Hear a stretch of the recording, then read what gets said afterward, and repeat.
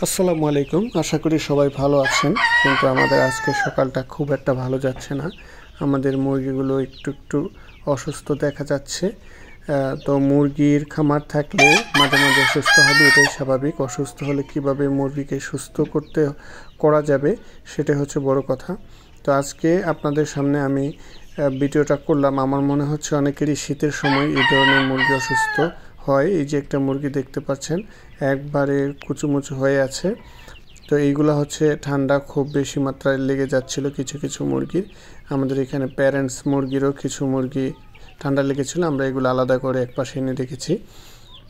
তো এখানে একটা মুরগি দেখতে পাচ্ছেন ঠান্ডায় জড়োসড়ো হয়ে আছে। এগুলোকে নর্মাল ওষুধ খাওয়ানোর পরেও ভালো হচ্ছে না, এই জন্য আমরা একটি অ্যান্টিবায়োটিক ডোজ আজকে করানোর চেষ্টা করব। তো ডোজটি কীভাবে করাবো সেই বিষয়ে ভিডিওতে বিস্তারিত থাকবে। কী ওষুধ এই রোগের জন্য কার্যকর সেটাই বুঝতে পারবেন।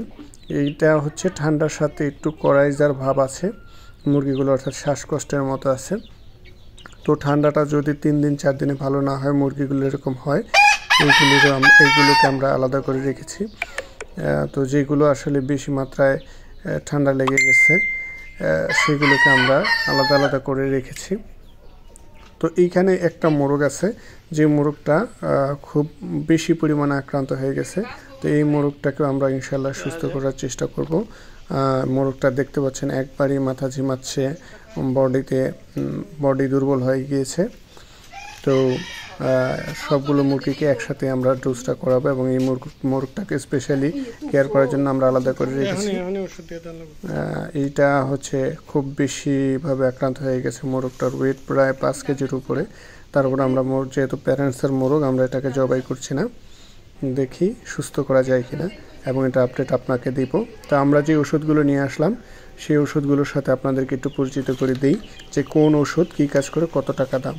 এটা হচ্ছে ডক্সিম্যাক্স 40। এটা ঠান্ডা এবং করাইজা সহ ভাইরাসজনিত সকল রোগের মহা ঔষধ। এটা হচ্ছে 395 টাকা গায়ের মূল্য, কিন্তু আমাদের কাছ থেকে একটু কম নিয়েছে। আমরা যদি আপনাদেরকে একটু মেমোটা সহ দেখিয়ে দিই তাহলে আপনারা বুঝতে পারবেন। এখানে ডক্সিম্যাক্সটা আমাদের কাছে 380 টাকা। আর এটা হচ্ছে মুরগির চোখের ড্রপ। যেসব মুরগির চোখের সমস্যা হয়েছে, চোখ খুলতে পারতেছে না, এগুলোর জন্য চোখের ড্রপটা, এটা 75 টাকা এমআরপি দেওয়া, কিন্তু আমাদের কাছ থেকে নিয়েছে 70 টাকা।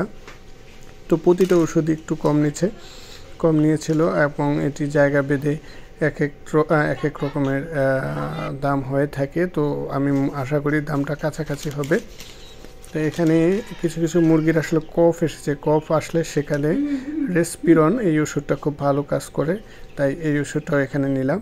তো ওষুধগুলো ব্যবহার বিধি ওষুধের গায়ে দেয়া থাকে, তারপরে বলে দিচ্ছি।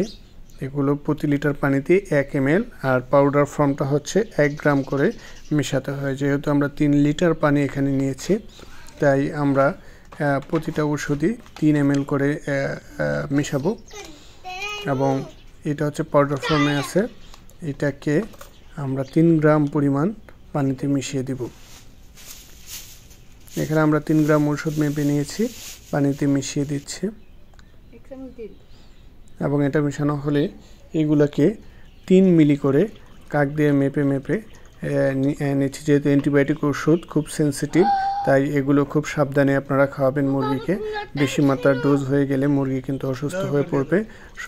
যেহেতু অ্যান্টিবায়োটিকও কিন্তু এক ধরনের একটা ভাইরাস, অর্থাৎ ভাইরাসকে মারার জন্যই হচ্ছে অ্যান্টিবায়োটিকটা দেওয়া হয়। তো এইটা খুব সংবেদনশীল, মুরগিকে খাওয়ানোর সময় আপনারা অবশ্যই এটা খেয়াল রাখবেন। এবং ওষুধটাকে ভালোভাবে মিক্স করে নিচ্ছি।